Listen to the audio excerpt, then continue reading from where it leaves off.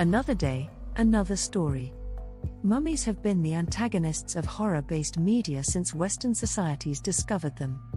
We have to admit, dead bodies drained of fluids and wrapped in linens can be pretty bone-chilling. However, the process itself is much more than just wrapping up bodies. Welcome to Tabo Eminent Channel. It involves advanced scientific understanding of human biology and often indicates complex beliefs surrounding the afterlife. Many cultures spanning the globe were practitioners of mummification, and, though it is largely a lost practice, we remain fascinated by the profound scientific knowledge of the peoples who have practiced it. The most recognizable method of mummification comes from ancient Egypt, dating back to 3500 BCE. In this method, a metal rod was first pushed through the nasal cavity to the skull. From there, the rod was manipulated in a manner that liquefied the brain tissue, which was then drained through the nose. The rest of the organs were then removed, and the hollow body was cleaned with a mixture of spices and palm wine. The soon-to-be mummy was placed in natron, naturally occurring salt, and left to dry for 40 days. After the flesh was dehydrated, the body was wrapped in layers upon layers of linen, between which priests placed amulets to aid the newly deceased in the afterlife. A top coat of resin was applied to ensure protection from moisture, and then the mummified body was placed in a coffin and sealed in a tomb. The extent of ornamentation, the style of tomb, and the care taken during the mummification process differed on the basis of the recently deceased's social class. You may associate all ancient mummies with the Egyptians, but the earliest evidence of embalming was actually found in the remains of the Chinchorro peoples, who resided in what is now modern-day Chile. Unlike the Egyptians, who mummified on the basis of class, the Chinchorro exhibited an egalitarian method of preserving the dead. What's even more interesting is that though they were mummifying 2,000 years before the Egyptians were, their methods were more advanced. The Chinchorro approach to mummification was lengthy. First, a body was relieved of its skin, flesh, organs, and brain. The bones, now exposed, were then taken apart and burnt with hot ash so as to remove any liquid that would allow for decay. They were then reassembled with twigs for support. The newly formed bone twig skeleton was bound tightly with reeds, and then the skin was reapplied to the body, supplemented with the skin of sea lions or pelicans as required. An ash paste was then painted over the body to ensure stability, and the face was covered in a clay mask. The finishing touch involved either black or ochre paint, which was applied to the entirety of the newly mummified body, most likely for reasons of conformity and equality. Oddly enough, you don't need to die for the process of mummification to begin. Between the 11th and the 19th century, a school of Buddhism in Yamagata, Japan, called Shingon included members who practiced a method of enlightenment called Sokushin Butsu. Sokushin Butsu was, in the simplest of terms, self-mummification. Monks, over a period of 3 to 10 years, followed a diet called Mokujikijio, or tree eating. During this 1,000-day diet, monks ate only pine needles, nuts, roots, and buds from trees, which rid the body of fat and muscle and delayed decomposition after death. After Mokujikijio, monks removed food from their diet completely and drank solely salt water for 100 days, which shrank their organs and further mummified them alive. When a monk felt death approaching, fellow monks would place him in a pine box at the bottom of a pit. The box would be covered in charcoal, with a small bamboo chute through the top for air. After the monk's death, the tomb's airway was removed and the box was sealed. 1,000 days later it was reopened and examined for evidence of bodily decay. If any was found, an exorcism was performed and the body was buried again. If not, the mummy would be enshrined. There are various other cultures that have practiced mummification outside of the three detailed here, including populations in Africa, Hungary, and Australia, and there are even cultures and individuals that practice it today. While many of us may see mummification as the stuff of horror films, understanding how and why people practiced mummification can help us to further understand our own burial practices and those of cultures which utilized and still utilize mummification today. Mummification is a process of preserving a body after death, primarily practiced in ancient civilizations for religious or cultural reasons. Different cultures had distinct methods of mummification, and here are a few notable examples. Egyptian mummification. Step 1. Cleaning the body. The body was washed with water from the Nile to purify it. Step 2. Removal of internal organs. Organs, except for the heart, were removed through a precise surgical process. The brain was often extracted through the nostrils using special hooks. Step 3. Dehydration. The body was covered in natron, a mixture of sodium carbonate and sodium bicarbonate, for around 40 days to facilitate dehydration and prevent decay. Step 4. Wrapping. After dehydration, the body was wrapped in linen bandages. Amulets and charms were often placed among the wrappings for protection. Inca mummification. Freezing. In high-altitude areas, where the Inca civilization thrived, bodies were naturally mummified due to the cold conditions. The Inca people would place bodies on mountaintops to take advantage of freezing temperatures. Chinchorro mummies, South America. Early preservation. The Chinchorro people of the Atacama Desert are known for creating some of the world's oldest mummies. They used a mixture of mud, reeds, and plants to create a shell around the body, preserving it.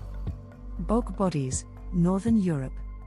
Natural preservation. In some cases, bodies were preserved naturally in peat bogs. The acidic and anaerobic conditions of the bogs helped prevent decay. Tolland man and Grawball man are famous examples. Guanche mummies, Canary Islands. Desiccation. The Guanche people mummified their dead by exposing them to the dry, hot climate. Bodies were often placed in caves or covered pits. Tibetan sky burial. Exposure to elements. In a sky burial, the body is dismembered and left on a mountaintop for exposure to the elements and scavenging birds. The belief is that this practice helps the soul ascend to the afterlife. These methods varied widely based on environmental conditions, cultural beliefs, and available resources. The primary goal was to prevent decomposition and preserve the body for religious or spiritual reasons. The story of Egyptian mummification. Religious significance. In ancient Egypt, the process of mummification was closely tied to their religious beliefs, especially the concept of an afterlife. Egyptians believed in an eternal life after death, and preserving the body was essential for the soul to recognize and reunite with it in the afterlife. The role of Anubis. Anubis, the god of embalming and the afterlife, played a crucial role in the mummification process. It was believed that Anubis guided the deceased through the afterlife, so invoking his blessings during mummification was essential. Rituals and priests. Mummification was a complex and sacred ritual performed by skilled priests.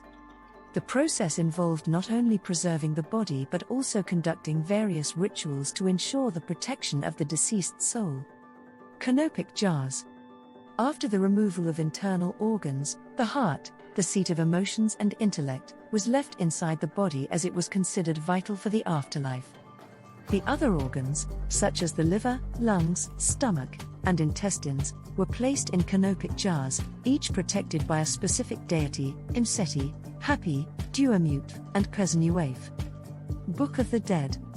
Alongside mummification, the deceased were often buried with the Book of the Dead, a collection of spells and rituals intended to guide the soul safely through the afterlife.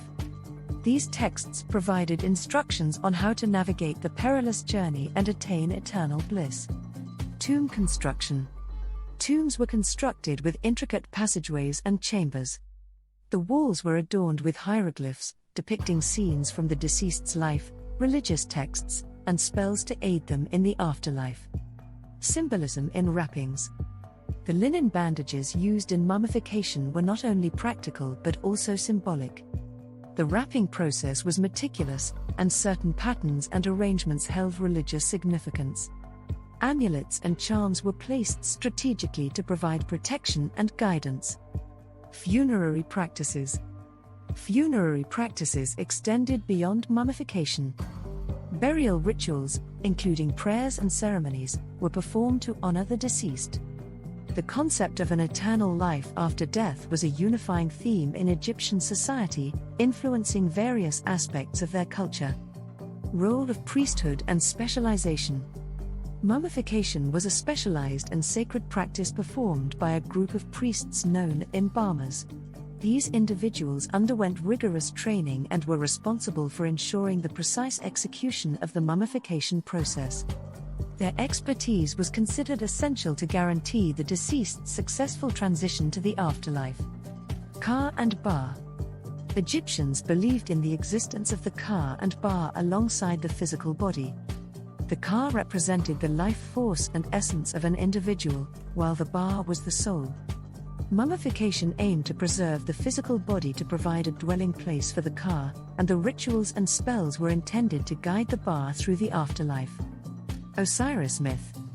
The myth of Osiris, the god of the afterlife, death, and resurrection, played a significant role in shaping Egyptian beliefs about the afterlife.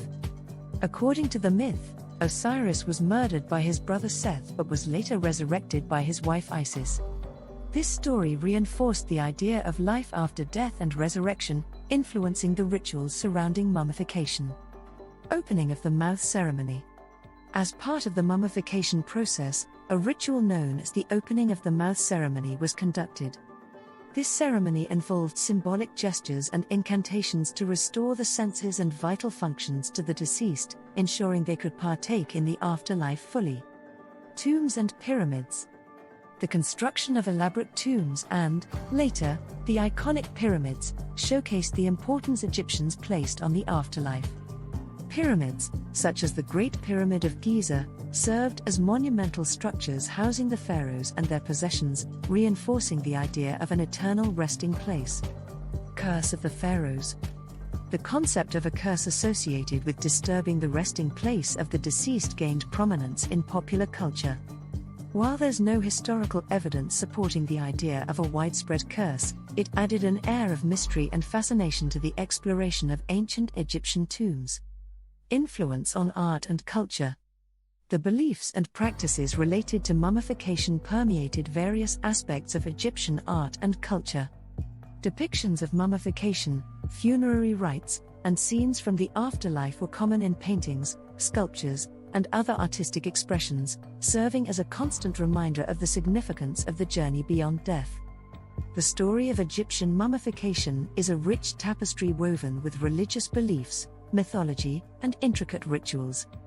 It reflects the profound reverence ancient Egyptians had for the continuity of life after death and the lengths they went to ensure a successful transition to the afterlife.